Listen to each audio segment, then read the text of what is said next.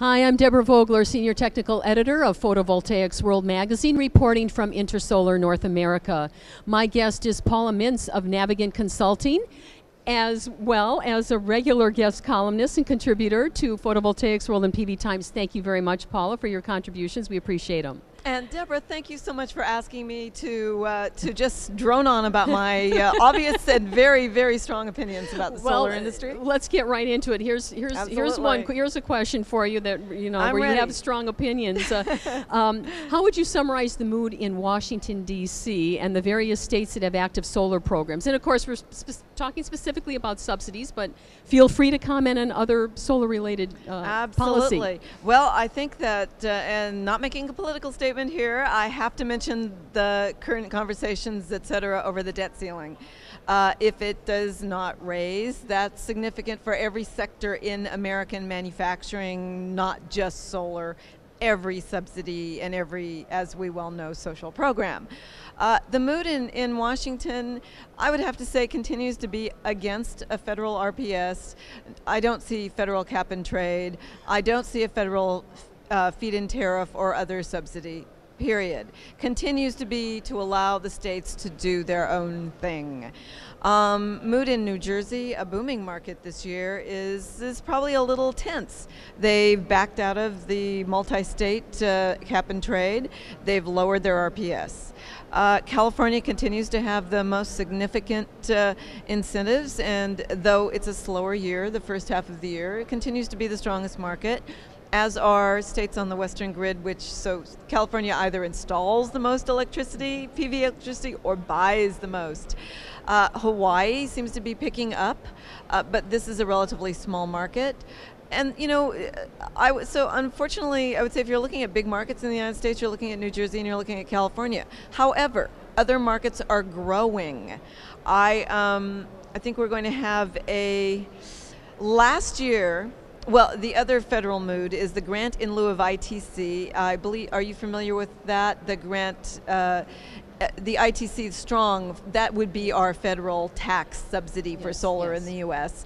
The grant in lieu of the ITC is what most have taken for the very large systems. So they're taking the money. What a surprise. Money talks. So, but that's again in danger of expiring at the end of this year. And whereas last year at this time I put it passing at 60-40, 64 pro, I'm looking more at maybe 40-60. So we're on the 40 side now. And that's going to be problematic for these large systems going forward because they're very expensive to put in the ground. And that would be the mood. Well, moving from the mood to statistics, can you summarize some of the highlights from your industry forecast? Certainly. It's a good time to be asking me because my demand report comes out in August, and I'm steeped in a lot of data. And I think to bore your audience, I'm afraid momentarily, as a classic market researcher, essentially I'm gathering data from both sides of the market. It has to track back to a number, a specific population, and my first job is to eliminate my own bias. So whereas 2010 saw significant buying at the end of 2010 because the 5% you need to keep your grant in lieu of ITC, as everyone was afraid it was going to expire. So this year, a lot of that's being installed. So if you just look at the statistics from the California CSI database just on their own, just look at the databases, and those are secondary, non-transparent things. That's secondary information things. That was professional. They're a secondary form of information, so you have to ask a lot of questions about it.